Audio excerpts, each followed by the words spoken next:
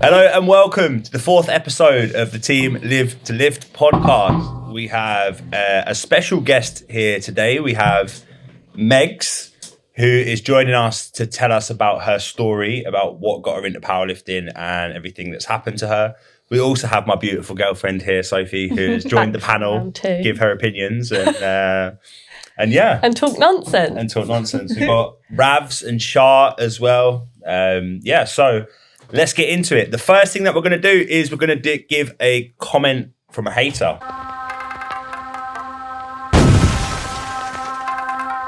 So, Shah, give some context. Here we go. Right. So, as Meg is on the podcast today, it's only right to have a hate comment about her. So, we all know Meg has a massive deadlift. Tell us what your best deadlift is. A massive as well. Tell us what your best deadlift is, Meg. What, that actually counts? Comp dead. I think 142.5. At what weight? I weighed in at 47.2 kg. So that's triple body weight, right? Mm-hmm. It was just over. It was 3.01. Yeah. Every little count. All that matters. As the lads know, it's that extra 0.1 that makes all the difference. Yeah. So, you did have a fan. I did. You did.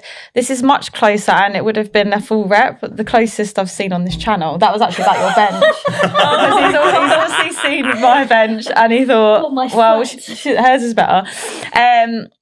They're using old hate to come back with backhanded comments. Okay, so there's a few comments on her deadlift one. One person said, can't see the weights and can't get over the sandals.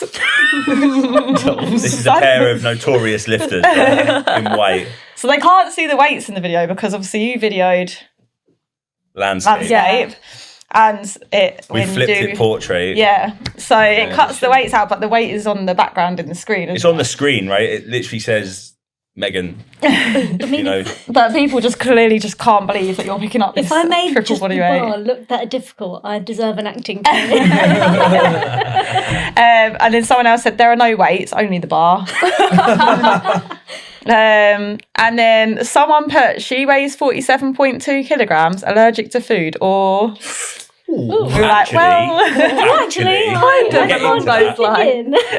into that bit. So yeah, that was that. So Meg, obviously that was from you winning the WPC World Championships at under 48.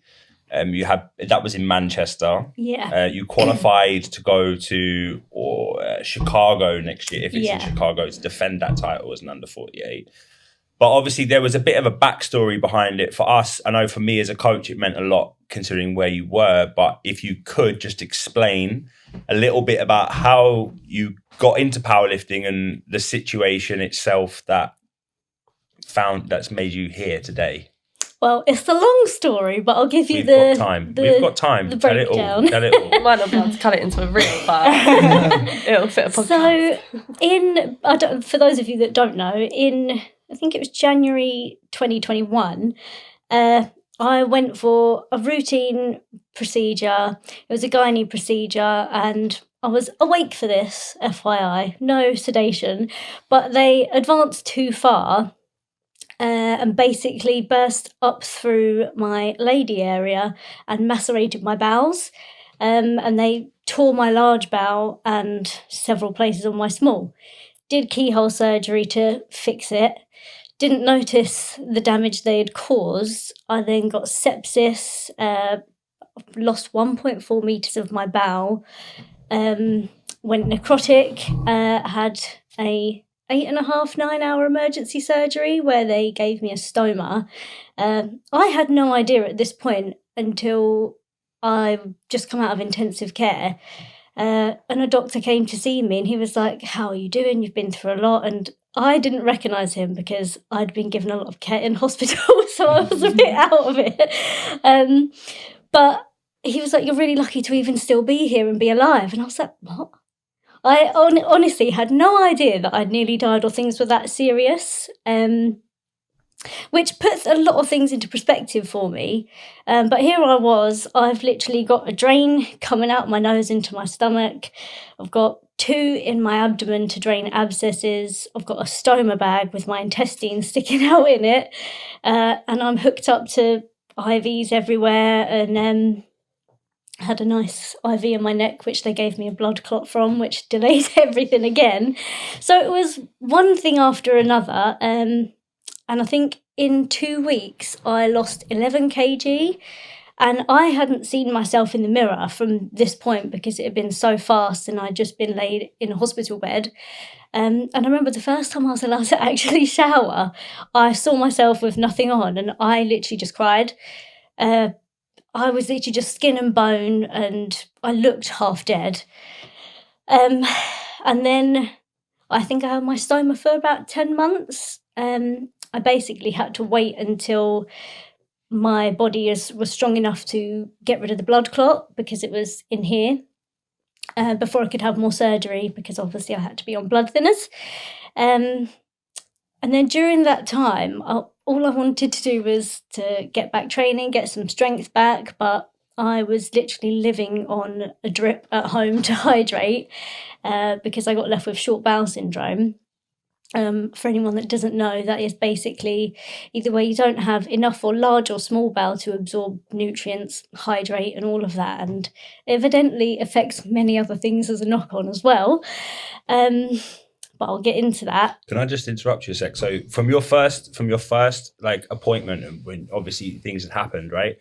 I remember you were telling me before that they didn't even pick up on that, and you went home and knew something was wrong, right? You went home and knew something was wrong, and then you... Yeah, do you know what? I feel like the whole process, I just get on with things, and I feel like I got punished for being strong-willed in that sense, because during that time period before I went back to A&E, I'd been to the GP, and at this point I did have sepsis, but because my temperature hadn't spiked loads and I was able to walk, they said, oh, you're fine. They gave me tramadol instead of codeine and gave me different antibiotics because at this point I was at home and I was just throwing up like coffee grounds and dried blood out of both ends. I couldn't even drink water and I was just in excruciating pain, but I just slept it off. And then eventually when I did go back to A&E during that time, so I think this is now day 8 or 9 since the initial procedure, it took them 2 days to diagnose me with bowel perforation, despite having a CT scan and everything else, because they were like, "You'd look more unwell. You wouldn't be able to walk around." And I was like, "Well, it's COVID.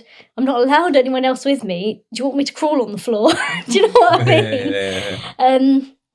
And initially they said, "Oh, you've got collections of blood and pus and gas in your abdomen. It's just left over from the keyhole surgery." So they were going to put drains in, like I had 4 abscesses.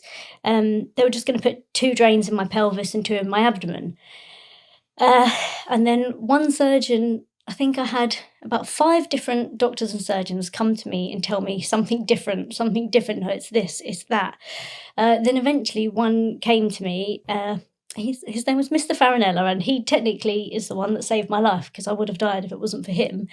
But he said, "No, your bowels are leaking. If you can have these drains put in, but you're going to then have to have more surgery a couple of weeks after that, and your body might not take it.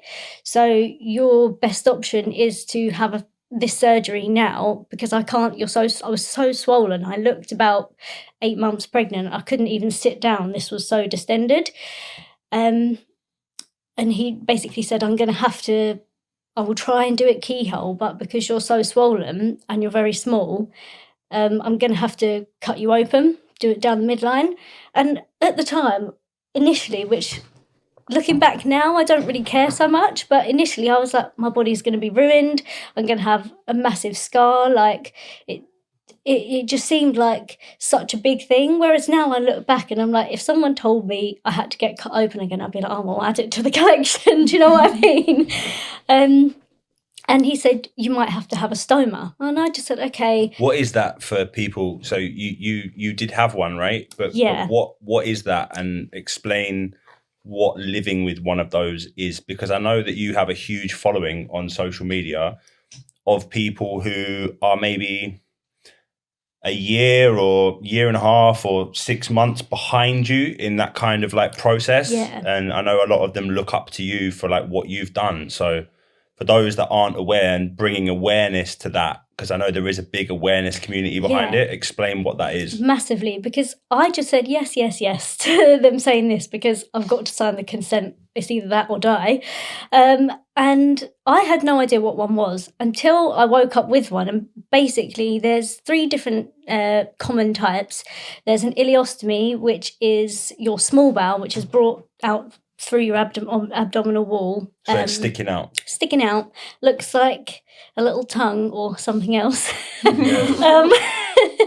And then you can have a colostomy, which is the end of or part of your large bowel, which is brought through. Or a urostomy, which is where they take a section of your small bowel to make a tube from your bladder out to the surface so you can go for a wee. But essentially, you are shitting in a bag. But yeah, so living with one, for me, it was very difficult because I didn't have the ability to drink properly. Where I had such a short bowel, it was just anything I drank was just coming straight out.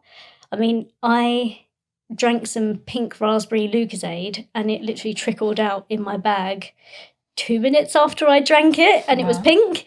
It hadn't even reacted with any stomach acid or anything. So everything you're eating, everything you're seeing again in this bag, right? Yeah, I mean... And people don't like going to the toilet and looking back at their poo at the best of times, right? But you're having to see like the waste come out in this bag, right? Yeah, I mean, especially for me, my output was so high.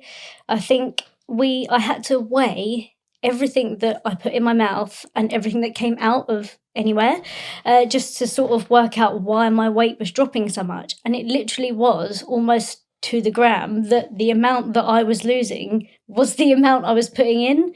So I think I then, after leaving hospital, I lost a further 3 kg, but that was pretty much just in water weight. And I'd seen my stoma nurses, I'd been to hospital, and I told them all my symptoms of being severely dehydrated, and all I got was, "Are you sure it's not COVID? Are you sure it's not COVID?" And that I mean, this was all happening during the COVID pandemic, right? And Yeah. I mean, we all know everything was COVID related, right? Yeah. I find it hard to see how they could spin that one off as COVID related though, but Well, do you know what I mean? The list of side effects for COVID just kept getting added to. Everything you've got, that could be COVID. And I was like, if you look at me for starters, Yeah, that ain't COVID. it's not COVID. Yeah. I can't leave my house and I live on my own because I can't like move, right? Yeah. It's not COVID. And eventually, I think it took 3 months for them to diagnose me with short bowel syndrome and say, right, you need to hydrate. So I was initially going to the QE2 in Hatfield, I think 4 days a week to have magnesium infusions, which took 5 hours. Wow. And then I also had to have 1.5 litres of fluid, which is another couple of hours. So I would spend 8 to 9 hours sitting in hospital on drips with nothing to do. So the time frame at this point, like how many months has this been now since the first incident? So this probably is about March. No, like time frame from what you've now, started explaining to where we are currently talking, like about where you are now. How many months has that been? To where I am now? No, to where we are in the story. Oh. From the start to where we are in the story, so what's the time frame there? 3 to 4 months. 3 to 4 months, right? And you're an electrician by trade. Yeah. And obviously you can't work at this point. No, I mean, I did try. Yeah. So what it obviously you have rent to pay, you have bills to pay, you have stuff like that. So like what were you doing to have money? What was that? Well, anyone that's ever needed to use it or tried universal credit will know how useless it is, because my outgoings were 1,200 a month. Yeah. You're lucky if you get £1,000 off them.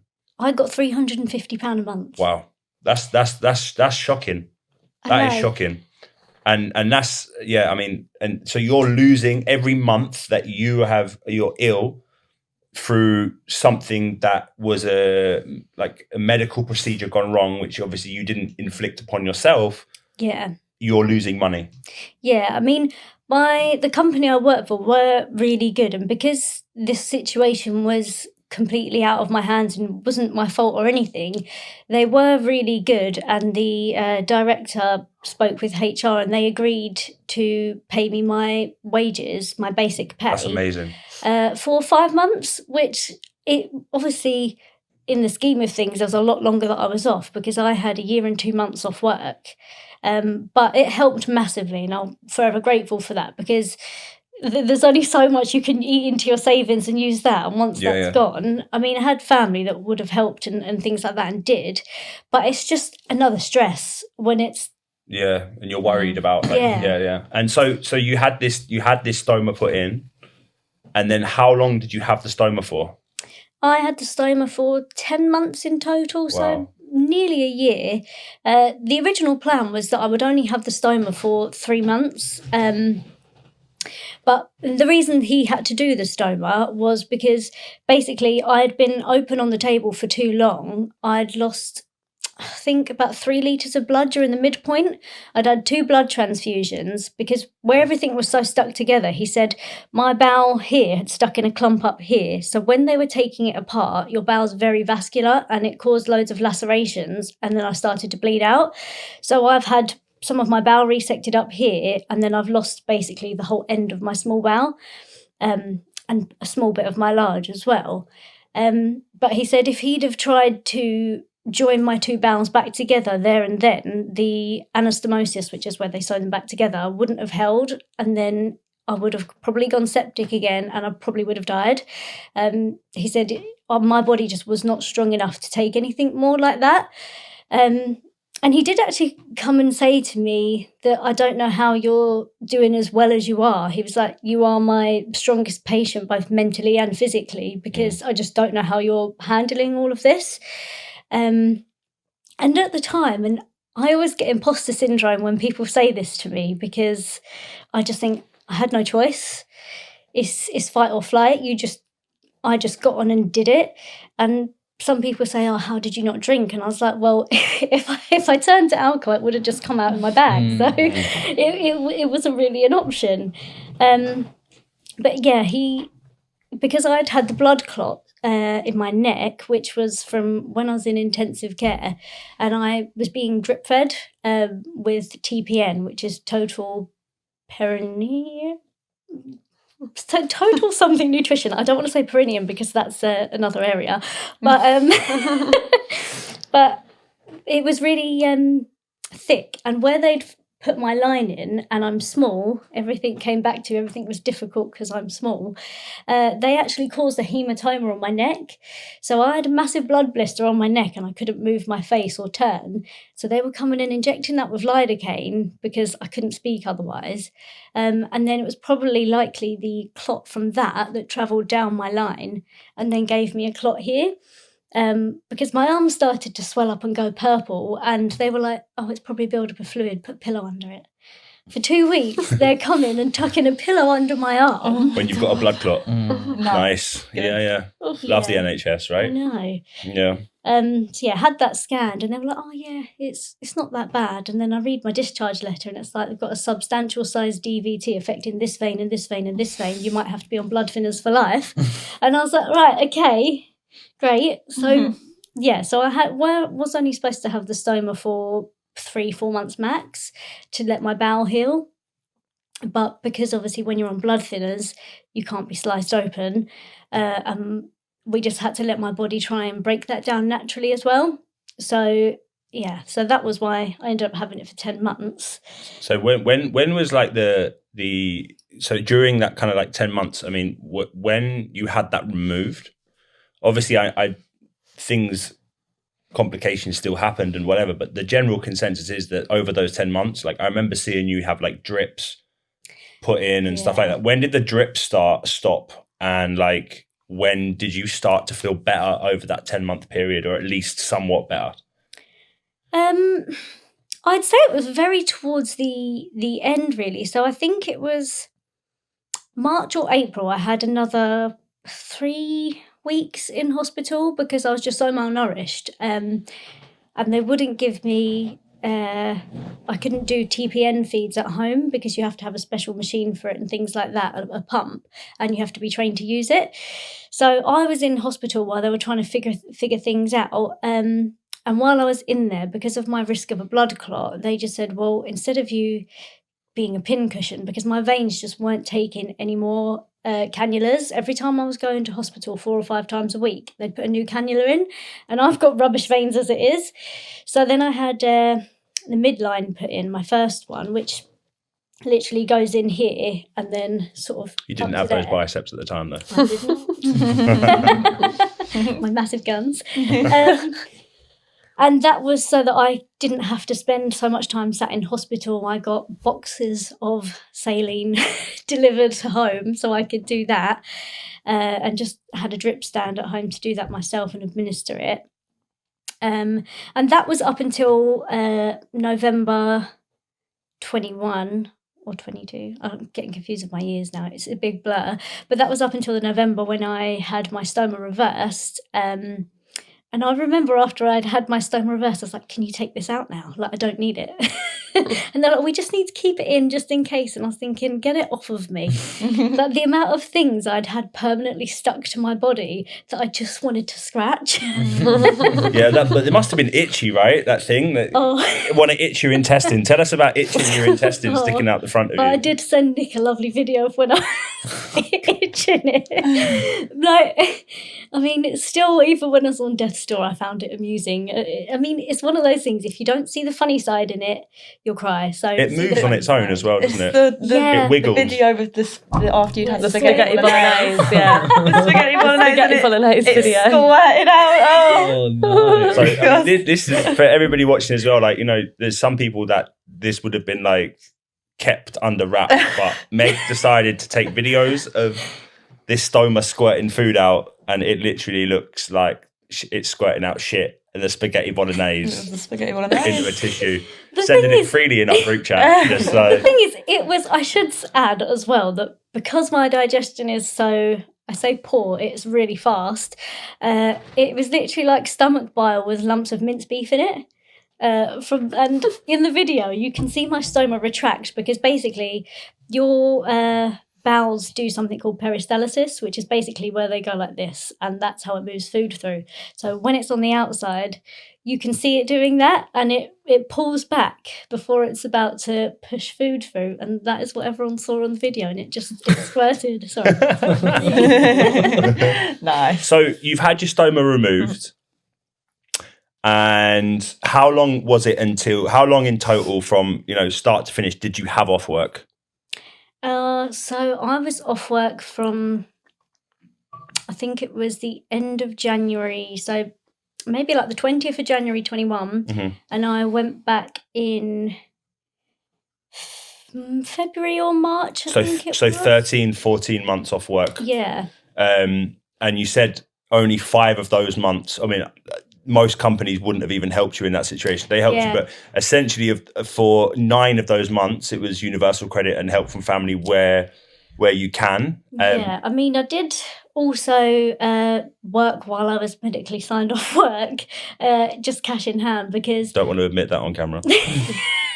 Yeah. But to be honest with you, after hearing what they gave you, I think no one can really. No one can really. And do you know what the thing is as well? Is that, I mean, the reason why I couldn't go back to work is because of the health and safety side of things. Like, obviously, I was at a massive risk of herniating and things like that. I'm up a ladder, drilling things, pulling cables or whatever. So it just wasn't a good environment for someone that was so weak as I was. And at the time, I didn't feel like I was. And it wasn't until I went back to work or first started back in the gym that I realised just how weak I had become. When did you start? Because we had a conversation, didn't we? And stroking my knee. Stroking Ravi's knee. I keep doing it. Keep like brush it. She's got like a nervous twitch. But yeah, so take us through the timeline of like kind of, so you had the stoma reversed, and then I imagine after that you kind of went back to work within a time frame, and then you ended up getting back into the gym. Talk us through that. Yeah, so I had stoma reversed in November 21, maybe 22. I get lost track. But so I had that reverse, and then you have to wait. Legally, you can't drive until I think it's 5 or 6 weeks after you've had a laparotomy, because you have no use of your core really. So I couldn't return to work until I was well clear of that. But I said to my surgeon, when can I start exercise again? And he said after 8 weeks. So literally 8 weeks on the day, I think. So I had mine on the 11th of November. I had my stoma reversed. And then it was the 11th or 12th of January that I came back with Nick. And I remember I literally was so sheepish to go in the gym because I was so aware that I had no bum, I looked gaunt, I was swollen, and I'm pale. And very pale. Don't Very forget pale. And I remember as well, I'd not long before joined Rise, before I had to be off, and they were really good, and they did pause my membership for me because obviously it's situations out of my control.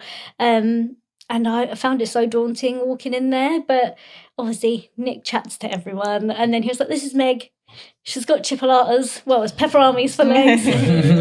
Yeah.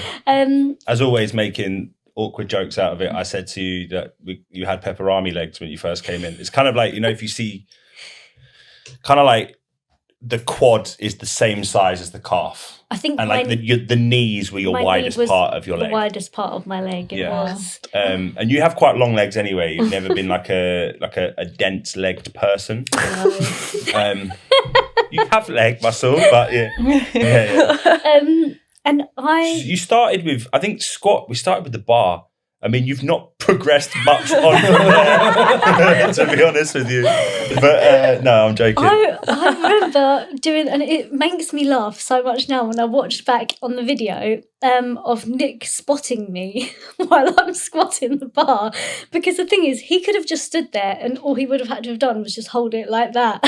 But I remember I was doing 5 sets of 5 with the bar, and no joke, on the first set of 5, I remember after the second rep, I was thinking, this is really hard. And I probably made just 20 kg bar look about 200 kg.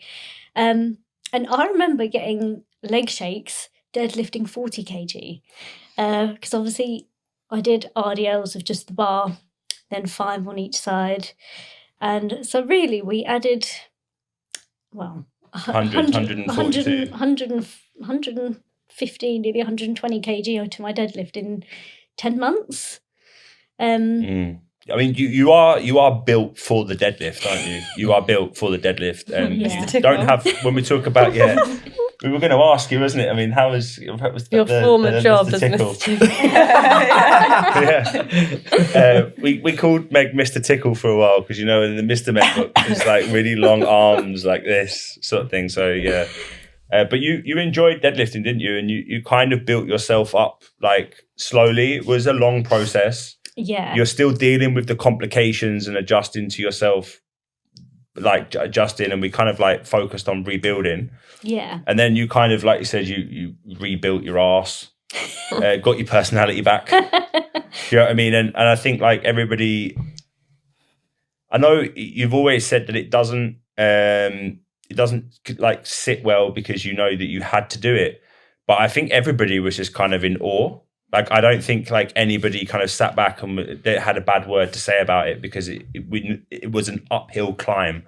Yeah, it isn't just somebody getting in and doing an F45 12-week program. Do you know what I mean? It was a whole 14, 15 months of staying at home and doing absolutely nothing and trying to recover to building yourself back up just to go to the gym. And then obviously it's gone further than that, but yeah, it's been crazy. You know what I mean? It has been mad. And I remember when you first mentioned to me about competing in something, you were like, I really think it'd be a nice round off to, you getting your strength back and rebuilding yourself to compete in something or do a photo shoot. And I was like, well, I'm too socially awkward to do a photo shoot. And you have done photo shoots, done them now. Yeah. With groups of people, because then I can hide among naked them. people as well. It was, what was it that you did that for that? It was for Lounge Underwear for their breast cancer awareness. And while I had my stoma, actually, I did do one for a clothing company as well. And I was like, you can take pictures, but just not from behind because it's just saggy skin there right now. And again, that is so out of my comfort zone. But I think now I'm literally like, what's the worst that can happen? You know, if I can't get any worse than I'm what going you've to been be through. socially awkward and things like that. And I think now I forget that not everyone's used to talking about bowel things and poo and everything. And it's just so normal to me now. That the amount of friends I've got on Instagram that are my bowel friends, and they've either had bowel cancer and they've had a stoma, or you know, they've had IBD, like ulcerative colitis, or Crohn's, or so many other things. We just all talk about it and have a laugh because it's just the norm. Yeah. I've forgotten what the original question was you asked me. We'll move on anyway, but like, so we ended up getting you into this kind of like powerlifting thing, and like we said originally, you were just like, I want to do a single lift championships, and we actually booked you in for one, right? Yeah, it was Andy Bolton. yeah. No, it wasn't the Andy Bolton. I It don't was think the Christmas thing. it wasn't got- it was a Christmas thing down in Kent somewhere. It was like a single lifts bonanza, and it got cancelled. Yeah. Yeah, shame. So I said, all right, well, just do it full power. You'll be all right. So we went up to... What better place to go? Yeah, we went up to Costa del Real to compete in Dale's gym. This was in December. So we're talking 2 years since everything, right? That nearly The 2 start, years. yeah. So it's like, so from the start of everything, there's the year of recovery, and then there's the kind of the best part of it, like 8-9 months of training, Yeah. and you compete, and at 52 kilos, you end up pulling 140 I kilograms. think I actually weighed in at like 50.3 or something. Yeah. Like that. And I can remember, because you said you were 40 kilograms when you came out of hospital, right? It was because of the way that you digest food and stuff like that, it was such a struggle to make you gain weight. It still is. It now, still is, really. right? Yeah, because I remember you'd be like, how much do you weigh today, fat lad? Yeah. And it would, I think when I started back in the gym, I was 43 kg. And at my lowest, I remember I was 39 kg at my lowest. Wow. Which That's is crazy. just That's just bones bones. and That's organs just how much Bones Nick's and head skin weighs. and most organs. and hair as well. Hair and hair. Well, I Hair did and hair, lose a come lot on. of that, actually. 39.5. But yeah, so Nick was literally like, right, just eat whatever, just get something to stick. And I'm so restricted on what I can tolerate because basically when I'm missing the lower part of my bowel, I don't really have the ability to absorb and digest fat properly or bioacid. So all of that just speeds up my digestion even more.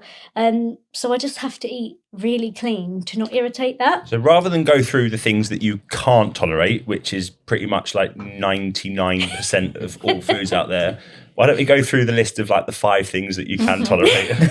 Cakes. Basically, well, do you know what? I'm in denial about cakes and I Oh, know no. I shouldn't eat them, but it's the last thing left in my diet that is there simply because I enjoy it. I mean, I've learned to enjoy the food I eat because I have to, but basically chicken, white rice, white bread, and a small amount of fruit, but I have to peel everything because of the fibre. And I can't have rich sauces or anything. So I can't go back to my roots and have curry anymore or anything like that. Definitely not. That would be a mess. Unless I want to not leave the house for Pretty another easy couple when of you go around days. your auntie's house, then, isn't it? You know how you get like food just shoved in your It's face. literally, are you hungry? No, I just say, have some more, eat again. Yeah. No, auntie. I literally can't. It's literally the biggest disgrace for everyone to go hungry, so you must always eat. But yeah, so I mean, the worst that's going to happen if I do eat something that doesn't agree with me is that I'm going to be either in pain or bloated and can't move, and I'll just go to sleep. But I just don't put myself through it because it's just not worth it. It floors me. So when people moan about having to eat chicken and rice when they're dieting, Yeah, I don't think want to on. hear it. Yeah. Think on. Because you have so many more things you can eat. But yeah, so everyone probably knows I do love to bake. and I do love to eat what I bake as well. We do actually have a question. Let me just quickly get it up. Quickly. Let me just quickly get it up. With the first part of the question, I wonder if you can guess who asked it. So we go, thanks for the weird hug at the Worlds. Oh no. What's your favourite No, bake? we need to forget about that. My favourite. What's your favourite bake? Don't worry, we'll get into the awkward hug in a second. What's your favourite what's bake? your favourite bake, sir? I don't know. It changes. If, like, off the top of your head now, just like run us off one. Anything Bakewell. Bakewell. Strong shout. Okay. I did make some. You were a fan of some raspberry and cherry Bakewell blondies. Yeah, You they were also a banging. fan of those, weren't Yeah, you? and you They kept were eating good. all of them You did. I know. out of our selection that we But had. the thing is that it's survival of the fittest, like first come, first serve when it comes to food like that. You know what I mean? Sure. It's like the chocolate that we keep in the fridge. Do Yeah. You know what I mean? It's Nick's. You don't ever see that. No, it's my chocolate. It's He her doesn't. chocolate. He doesn't like chocolate being. So he always like moans it that in the I would fridge. buy snacks and then he would eat them and gain weight, and I'd say, well, just don't eat Don't them. eat them. I And he's don't like, have but I any can't. self-control. I don't have any self He control. gets up through the night, But doesn't he he? does, and I wake up and the cupboards are open and there's wrappers everywhere. But then he says that it's a crime to have chocolate in the fridge. So I'm like, cool. So I'll buy the snacks and leave them in the fridge. Then he won't eat them. What does he do? He still eats them. Do you know what? You can't say it's a crime and eat them. That was my tactic. The sort of person Keeping who the keeps chocolate like for myself. chocolate in the fridge is like Rolf Harris and Jimmy Savile. I keep. know what I mean? You know the last didn't time actually you know- said, we you didn't know actually the notice. last time you said you were risking sleeping on the sofa? I feel like comparing me to Jimmy Savile is not getting you a Bring spot in that our in. bed. And I'm going to be getting dressed up for our Christmas parties. So you're not going to want to be on the You going to sofa. Jimmy? I'll be with her. You going as Jimmy or Rolf? No. Guess I'm going back with you again. These never end. So anyway, so we've got like that first kind of comp out the way, and then it was single lifts. And because more than 50% of your total is the deadlift, we put you in for deadlift, right? And that was at the Manchester Fit Expo, Yeah, which you won. I did. Although I have to say, for me, the reason why doing the WPC Worlds was so good is because obviously not a lot of people compete in the under 48s or a little bit more in the under 52s. So I feel like I've sort of stolen these wins sometimes because I've had no one else, or I've maybe had one other person against me. And that's what made me want to jump at the chance to do the WPCs. I think with the single lifts though, we do also have to bear in mind that you did break an open record when you did that. I? You did. You broke the British record in the deadlift. Yes, Meg. Welcome to Yes. the room. You don't remember we celebrated it in a post and you broke a record? Yeah. You broke a single lifts record. So regardless of whether there's people there, I think, and the backstory, I think to do that was an achievement, right? Yeah. I feel like it was 145, wasn't it? Was it 145? You were Yes, heavier, it weren't was. you? Are you a heavy? Yeah. So her best deadlifting competition is technically 145, but she Yeah. was under 52. You were like Because 50. you went for 150, didn't you? You went for 150 Yeah. and you just Slipped at your hand. couldn't- Yeah, you got it up. Do you know what? I got it up and it moved a lot easier than I thought, and there's a lot of head bobbing involved. And I got it up, and I literally was like, you were at your knees, weren't you? I was- And it- well, I'd actually got it, but when it slipped out of my grip, I'd got it up to here and I'd nearly locked out. If I'd have literally been able to hold on for like 2 seconds longer, I'd have got it, and then hopefully put it down and not dropped it. But it slipped out of my left hand, and I was like, I've just got to let it go, because I literally jumped out of the way because I was like, it's going to go on my toes. So you end up doing that, and then we ended up taking you to the Europeans, and you won the AWPC European Championships in Limerick. We took you to the British Championships. You won the under 48s. We dropped you down there. And then you ended up missing our trip to the AWPC Worlds in Louisiana. But you got an invite to go and compete in the under 48s in the WPC because of your performance at the Brits. And you had, there was like a class of 3, right? And there was an Australian lady and an American lady. Yeah. And you came out on top. I didn't. Do you know what? I really was thinking. I'd looked on online. I think it was on Open Powerlifting. And they both squatted and benched a lot more than me. And obviously, bench is not my lift. Neither is squatting. Well, I mean, 45 is massive, isn't it? 45 kilos. 47.5 in the gym. And but it doesn't count in the gym. And I was thinking, they're going to smash me. So we set my opener to 137.5. With a thing my goal was I want to get a triple bodyweight deadlift. I've been since my first competition, I decided I want to get 150, and then I was like, okay. Because that was triple bodyweight, right? Yeah. And then I was like, well, I'm going to have to accept it will be a bit lower and weighing about 5 or 6 kg less. And I did it. I was surprised because I think at Brits, bearing in mind, I think I also had food poisoning on top of my fast digestion as well, which was not good. 19 times in one day. But you went to the toilet? Yep. That's record breaking. At the Brits. That's a record in itself. British record for... Do they check your kit after? And I remember I tried 142.5 then. And I was like, no, I'm not having it. It's not going up. So then when I did do it at the WPC Worlds, I was like, yeah. And then because I'd got all 3 of my lifts and I got a 4th attempt to do the world record, I'd done the world record, we were going to just be like, oh, let's stick 150 on the bar. And then we're like, actually, there's only 2.5 kg at best left in the tank. So after all of that, so you've won the worlds, given everything that you had achieved. I think it was the first time that when I asked you, do you feel proud of yourself, that you actually turned around and were like, yeah, I do. I think you didn't even have to ask me. I actually just said I was quite proud of myself. Yeah, because I would always ask you, are you proud of yourself for what you overcome and everything else like that? And you would always be like, meh. Do you know what I mean? Can we go back to the hug? Yeah. I was like, we can't skip past that. I might even put a clip over the top. I think it was... So we'll let the clip run quickly. Do you know what I mean? Just let the clip run so everyone can see. So you'll be able to see that obviously Meg, you want to tell us the story. So I am notoriously known for either awkwardly shaking people's hands when they're putting their hand out, or fist bumping people when they're going to wipe their face. Or What's that thing? So you go to your face and when someone moves their hand, I'm just like, oh, okay.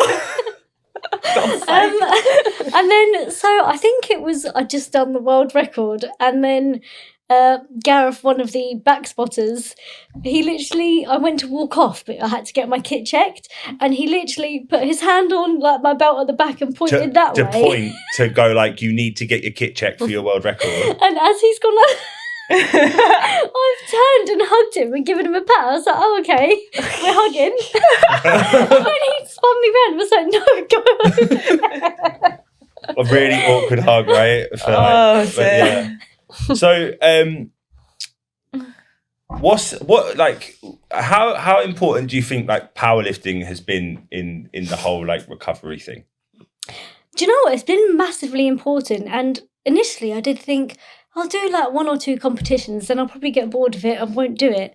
And then in actual fact, I found that when I'm not in prep for a competition or doing a competition, I felt a little bit lost, as I'm sure everyone that competes does. But I think for me, I lost the ability to enjoy so many things that I used to enjoy, like going out to eat or going out for brunch or going out and having drinks and things like that, because I also can't really absorb alcohol. So there were so many things that I would have done previously that it's not worth causing myself the pain or making myself worse. And having powerlifting, it gave me obviously a reason to sort of be so restricted in a sense, because where I'm either trying to eat to be strong and get that goal, or I've got to drop weight for a competition and be restrictive, rather than saying to people, I'm not going to go out to that group meal or something because I can't eat any of that. It sort of was like another excuse. Well, I'm dieting or I'm watching what I eat for my competition. And it sort of gave me a choice in having to do that rather than it just being something I had to do. So I found it's helped me in that sense as well, because it's sort of given me a purpose alongside just having all these things for medical reasons. And I think where I got so weak, just being able to feel strong and be your own competition. I mean, I think you've touched on it before and said that there's two types of powerlifters: people that want to be the best of the best, and people that are everything is just them against them. And for me, I'd say that is what it is, because at the end of the day, I mean, I take a competition seriously on the day and things like that. But if I was to lose or something, I'm not going to be, distraught after it. I'd be a bit gutted, obviously, but I'm just happy to be there and be doing it. Happy to be alive. Happy to be alive. There you go. And like in terms of your powerlifting, like as we kind of like wrap all of this up, like to move towards the end of it, what's the goal with it? Like, and is there any like are all of the medical procedures sorted? I know obviously we've had some issues. We have to kind of like with other athletes when it comes to like Meg, we have to make like special dietary arrangements, and she is better lifting on an empty stomach than she is a full stomach, because obviously the pressure can make her want to things happen. Yeah, make things happen and also cause problems. But is there any powerlifting goals that you want to do? Do you ever want to get to like that 400 dots mark? Like what is it that you want from it? Oh, I think so. I want to first of all get 150 up and actually locked out. That's one goal. But then also my longer term goal is 160. Might be ambitious, but that is a goal for a deadlift. I don't have any bench or squat. A squat 100 might be on the card. Squat double body weight. We'll do that and get a body weight bench. We'll leave it at that. And then, I mean, yeah, I think if I can bring up my squat and bench, because I think if I brought those up, my deadlift would go up a bit naturally as well anyway, and maybe get 400 dots and surprise my... If I did get 400 dots and do some pro shows, it would be amazing, because it'd just be another step that I wasn't expecting to get to. I mean, powerlifting was such a random thing for me to have gotten into, but then I fell in love with it, as everyone does. And I think if I stopped doing it and I didn't go that bit further, I'd probably feel a bit lost without it. So maybe, yeah, I think that is a good one. Well, we're now out of time, so we'll bring it to an end. But Meg, thank you very much for giving everything. There's one small announcement that we need to make before we finish, and this small announcement is that GoFit Nutrition has decided to come back on board with us for the 23-24 season. GoFit Nutrition are a meal prep company. They deliver nationwide. They're fantastic at providing tasty meals, not this generic stuff that you get from everywhere else that tastes like crap. But they provide tasty meals with macros and calories printed all over the box. And yeah, they will deliver right to your door. And we are lucky to be having them back on to sponsor us. So thank you very much, GoFit. Anyway, if you like this video and you want to see more about Meg, don't forget to follow us on Instagram at team.live2lift. Don't forget to like and subscribe. And thank you very much for coming.